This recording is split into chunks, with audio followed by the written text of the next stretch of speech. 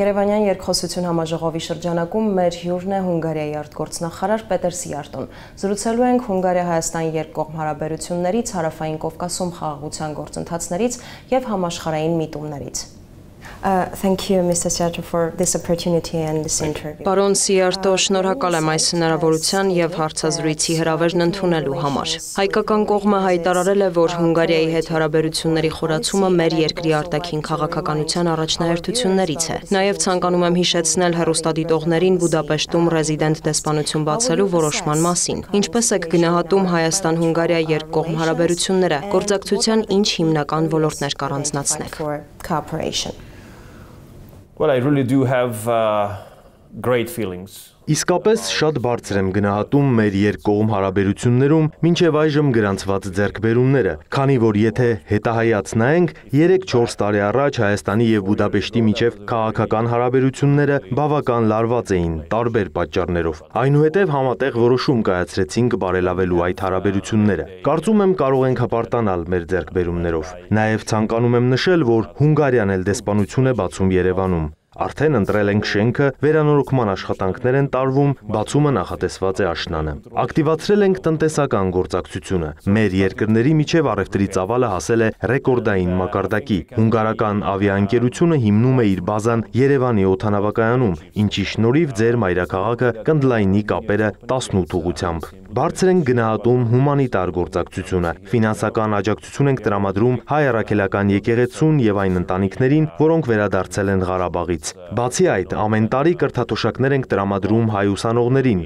սովորելու հունգարական համալսարաններում։ Այդ ոլորտում գործակցությունը կշարունակվի, համապատասխան փաստաթղթեր ենք ստորագրում։ Անկասկած, աջակցում ենք Հայաստանի եվրոպական ինտեգրման ուղուն և ջանքերին, այնպես որ կարծում եմ մեր ներկայիս հարաբերությունները արմատապես տարբերվում են մի քանի տարի առաջ եղած իրավիճակից։ Այս առաջընթացը վկայում է, որ արժե ներդրում կատարել հարաբերությունների վերականգնման գործում, նույնիսկ եթե դրանք անցյալում ինչ-ինչ պատճառներով սխալ ճանապարհով են գնացել։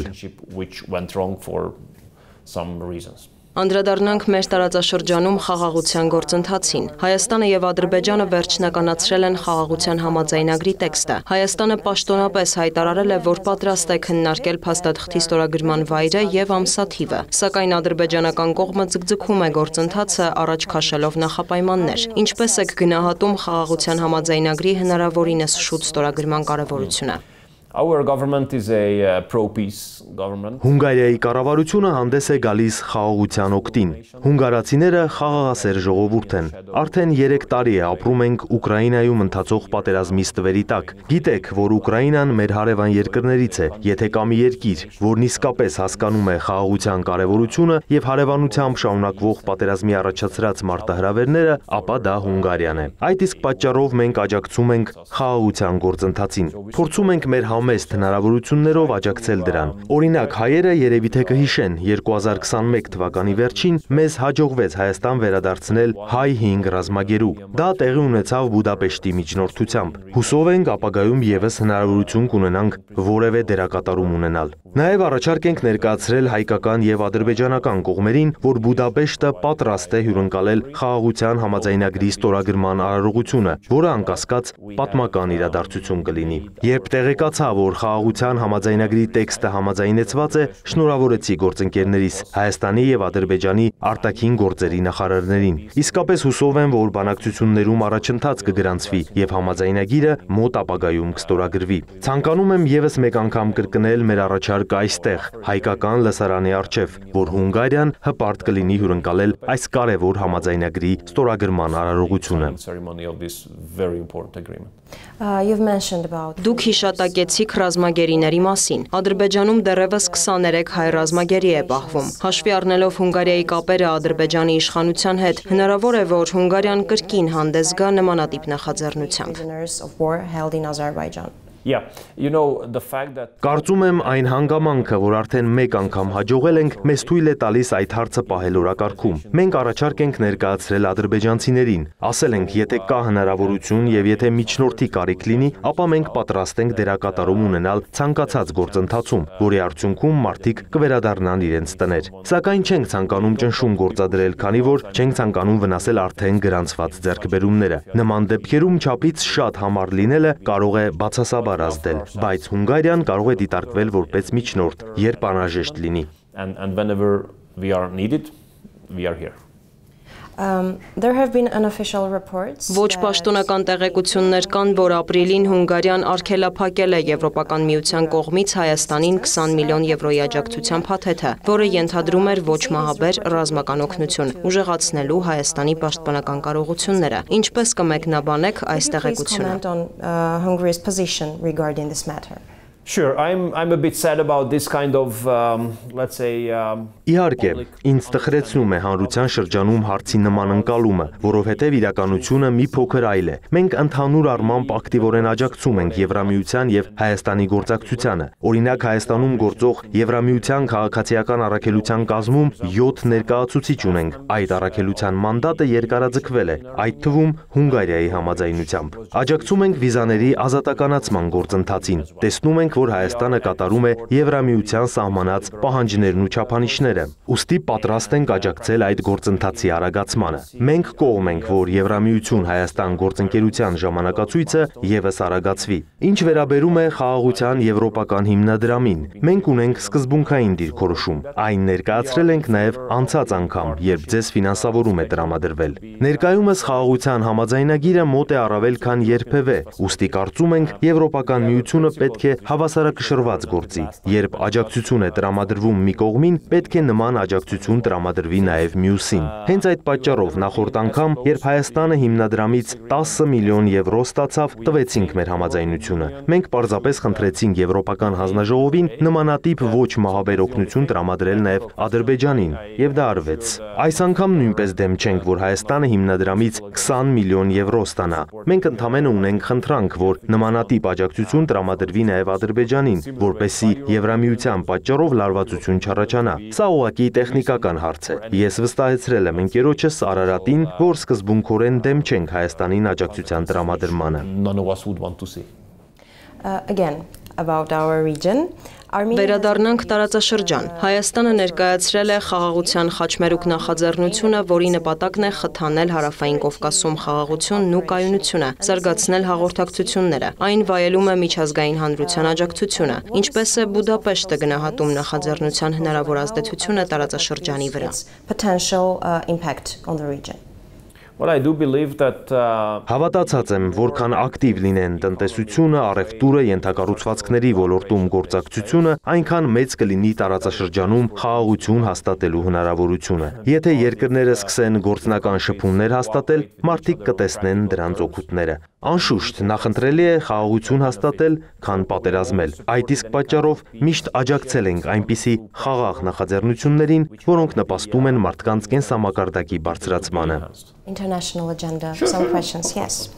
And since Donald Trump Անդրադառնանք միջազգային օրակարգին։ Դոնալդ Թրամփի ընտրությունից հետո քննարկումներ են սկսվել ԱՄՆ-Եվրոպա հարաբերությունների մասին։ Մտահոգություններ կան, որ Վաշինգտոնը հեռանում է եվրոպական մայրցամաքից։ Ինչպիսին է այս հարցում Հունգարիայի դիրքավորումը։ Atlantic context.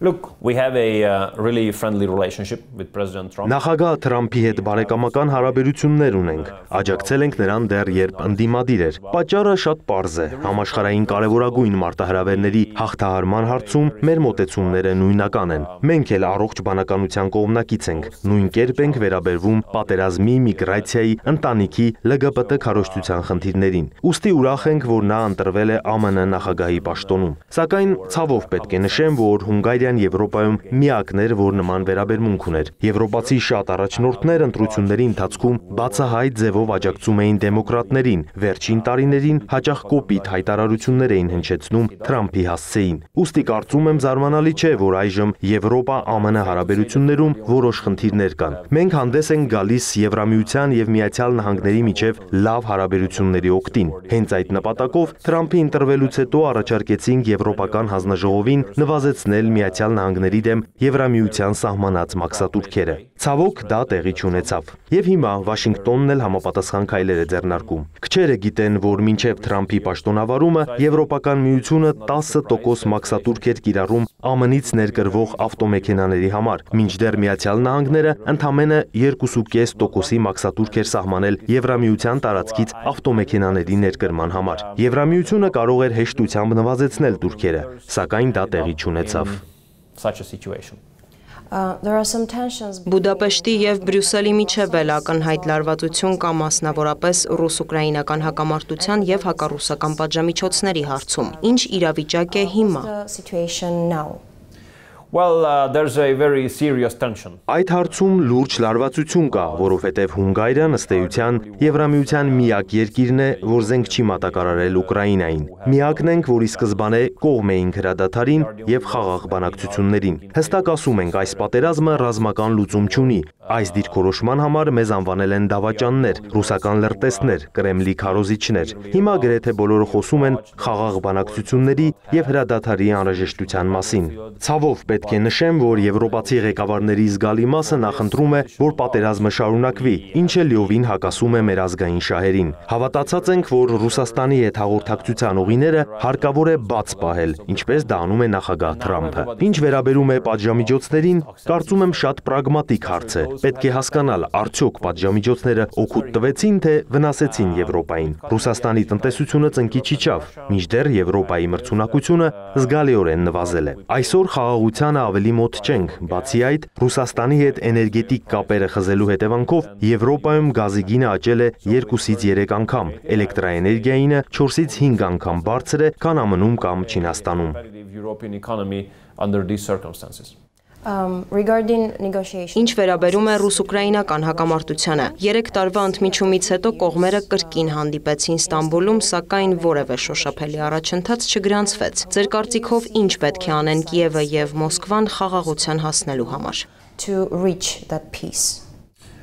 Well, I think after 3 years of war, Կարծում եմ 3 տարվա պատերազմից հետո իրատեսական չէր ակնկալել, որ բանակցային մեկ փուլով հնարավոր կլիներ վերջ դնել ստեղծված ողբերգական իրավիճակին։ Հուսով եմ բանակցությունները կշարունակվեն։ 3 տարի առաջ 2022 թվականին Ստամբուլում կողմերը գրեթե համաձայնության էին հասել, սակայն այսպես ասենք, Արևմտյան Եվրոպայից նախագահ Զելենսկուն խորհուրդ տվեցին շարունակել պատերազմը։ Եթե այդ ժամանակ համաձայնագիրը կնքվեր, շատերը չէին զոհվի, մեծաքանակ ավերածություններ չէին լինի, Ուկրաինան եւ Եվրոպան շատ ավելի լավ վիճակում կլինեին։ Կարծում եմ արևմտյան մի շարք քաղաքական գործիչներ պատասխանատվություն են կրում կատարվածի համար։ Այնուհանդերձ հուսով եմ նախագահ Թրամփի աջակցությամբ թե ուկրաինացիները, թե ռուսները կշարունակեն բանակցությունները, որովհետև դա է միակ իրական ճանապարհը, որ կարող է բերել կարգավորման։ realistic way forward. Պարոն նախարար, շնորհակալ եմ հարցազրույցի համար։ Ես նույնպես շնորհակալ եմ։